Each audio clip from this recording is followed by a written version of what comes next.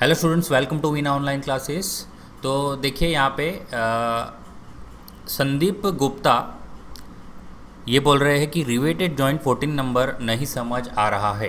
Okay, सो चलिए, ये छोटा सा सम है, फटाफट हो जाएगा, इसलिए यहाँ पे इस पर मैं वीडियो बना रहा हूँ। ओके, सो 14 नंबर का सम आपकी ये जो पीडीएफ है, आई होप कि आपने ये डाउनलोड कर ली होगी। तो इसमें आप रिवेटेड वाले पार्ट में चले जाइए, रिवेटेड के टॉपिक में चले जाइए। रिवेटेड टॉपिक में ये वाला सम है, देखिए। Okay, double riveted lap joint का एक सम है विंटर 2024 मार्क्स के लिए। ओके, चलिए इसको सॉल्व करते हैं, ज़्यादा टाइम नहीं लगेगा। चलिए बात करते हैं, ये जो क्वेश्चन है देखिए, डबल रिवेटेड लैप जॉइंट है। Okay, it's a double riveted lap joint. I hope कि आपको डबल रिवेटेड लैप जॉइंट पता है कि कैसा होता है। ओके, उस पर मैंने वीडियो बनाया है कि डायग्राम्स वाले जो क्वेश्चन है वो भी एग्जाम में आते हैं। Okay, single riveted lap joint, double riveted lap joint, okay, ये सब आते रहते हैं। बट जॉइंट के भी क्वेश्चंस आते हैं डायग्राम के। ओके, तो यहाँ पे डबल रिवेटेड लैप जॉइंट है, तो भी एक छोटा सा हल्का फुल्का डायग्राम मैं बना देता हूँ। ओके, पर रफ डायग्राम है, ठीक है, अच्छा डायग्राम नहीं बना रहा हूँ। सो देखिए ये यहाँ पे, और हमें यहाँ पे क्या करना है, रिवेट लगाना है। सो इसके अंदर रिवेट जाने वाले हैं। ओके,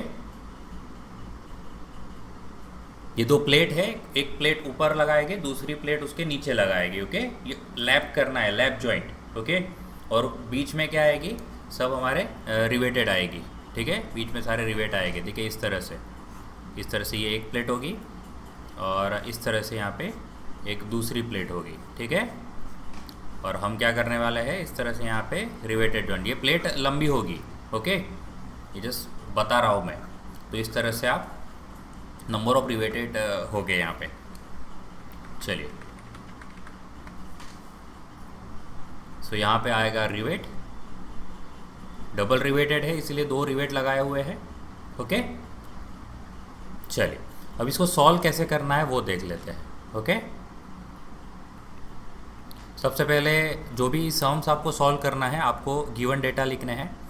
तो सबसे पहले गिवन डेटा में आएगा और double riveted lap joint. Okay, यहाँ पे हेडिंग डाल देते हैं हम, it is double riveted lap joint है। ओके, जिसके अंदर देखिए दो प्लेट्स की जो थिकनेस है वो गिवन है, यानी thickness is 12 mm। Riveted diameter and pitch are 20 mm and 60 mm respectively, यानी पिच दिया हुआ है और डायामीटर दिया हुआ है। डायामीटर दिया हुआ है 20 mm, okay, this is 20, and pitch small P. Okay, pitch is small P, तो थोड़ा ये स्मॉल पी दिखाने के लिए यहाँ पे ये देख सकते हो, ये इंडिकेशन 60 mm। और अलाउएबल स्ट्रेसिस गिवन है प्लेट और रिवेट की, तो उसके अंदर हमारे पास चलिए सिग्मा टी है, tensile stress 50 newton per mm square, shear stress है टाउ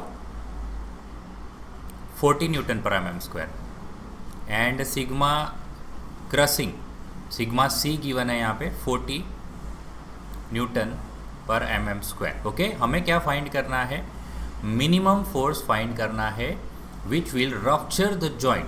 अभी मिनिमम फोर्स फाइंड करने का मतलब ये होता है कि हमें strength of the riveted joint find करना है। Okay, strength of the riveted joint, और मैंने आपको आगे के वीडियोस में ये बताया हुआ है कि strength of the riveted joint जो होता है, ओके, यहाँ पे strength of the riveted joint, strength of riveted joint जो होता है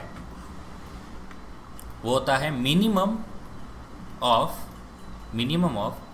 पीटी, पीएस एंड पीसी।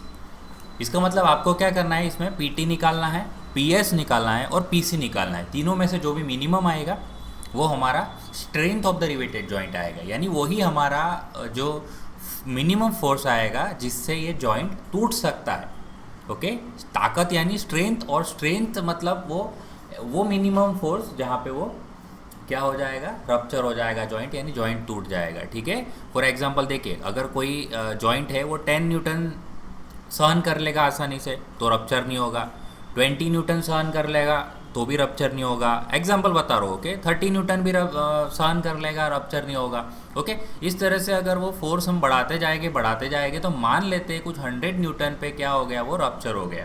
इसके बाद चलिए 120 न्यूटन भी लगाया, तो देखिए भाई 100 न्यूटन पे ही अगर रप्चर हो जाता है जॉइंट, रप्चर यानी टूट जाता है, फट जाता है, वो जॉइंट निकल जाता है, तो ऑब्वियसली 120 न्यूटन पे तो निकल जाएगा वो। ओके, अगर मैं उस पर और 150 न्यूटन लगाऊंगा तो भी वो रप्चर ही हो जाएगा, यानी जॉइंट तो फेल ही होने वाला है। ठीक है, तो ये है मिनिमम फोर्स, और इसी को बोला जाता है कि स्ट्रेंथ। ठीक है, चलो आई होप कि आपको समझ आ रही चीज़ है ना। इसलिए हमें तीनों में से मिनिमम वाला यहाँ पे फोर्स लेना होता है कि वो डिफाइन करता है जॉइंट की स्ट्रेंथ। ओके, तीनों में से कौन पहले रप्चर होगा, या टेंसाइल में टूटेगा, ये शियर में टूटेगा, या क्रशिंग में टूटेगा, और तीनों की फॉर्मूला हमें याद होनी चाहिए। ओके, सबसे पहले मैं निकाल लेता हूँ tearing strength. Tearing strength of joint. Tearing strength क्या होता है, कैपिटल पी टी।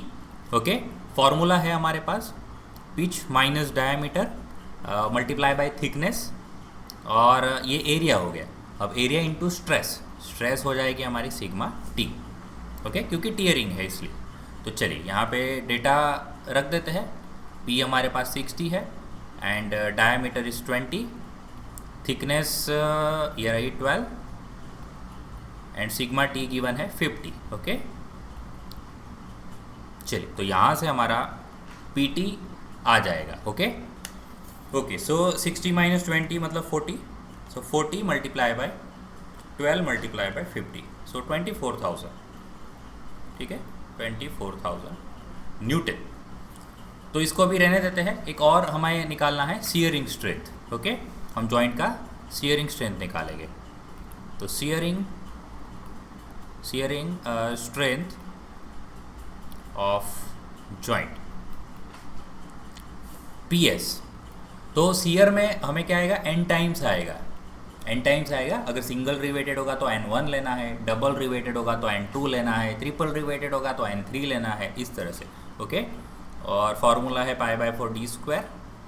ये एरिया हो गया, और स्ट्रेस कौन सी लगानी है, टाउ लगाना है। ओके, चलिए तो n टाइम्स n क्या हो जाएगा यहाँ पे।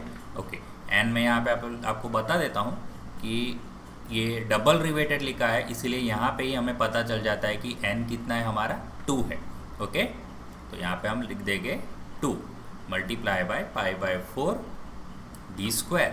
d कितना है भाई, 20 है, सो 20 का square multiply by tau I think 40 है। ओके, चलिए 40, सो PS आ जाएगा 2 times π/4 multiply by 20² multiply by 40।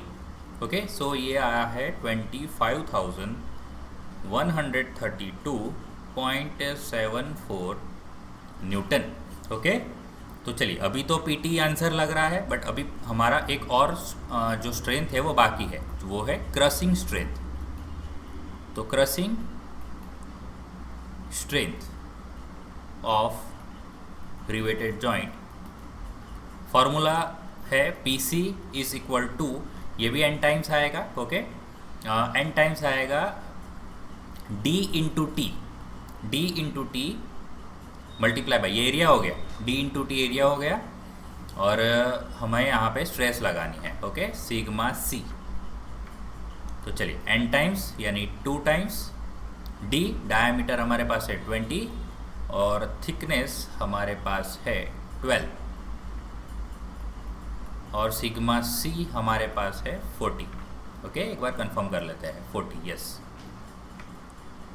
चलो यहाँ से फाइंड हो जाएगा PC।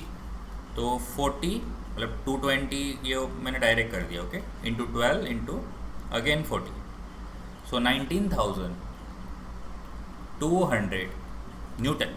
ओके, सो देखिए यहाँ पे हमारा आंसर मिल चुका है। So answer is minimum force minimum force by which joint will rupture, okay, which will rupture the joint, इस तरह से भी लिख सकते हैं, मिनिमम फोर्स विच विल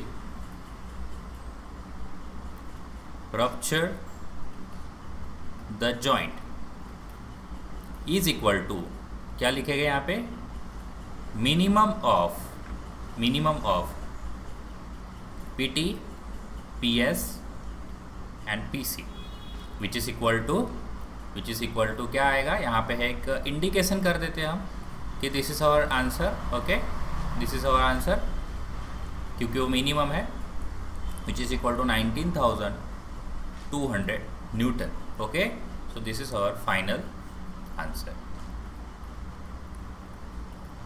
चलिए, तो आई होप ये क्वेश्चन जिसके लिए बनाया उसको समझ आ गया है, ओके, संदीप गुप्ता, ओके। तो चलिए फिर अब मिलेंगे हम नेक्स्ट वीडियो में। थैंक यू, जय हिंद।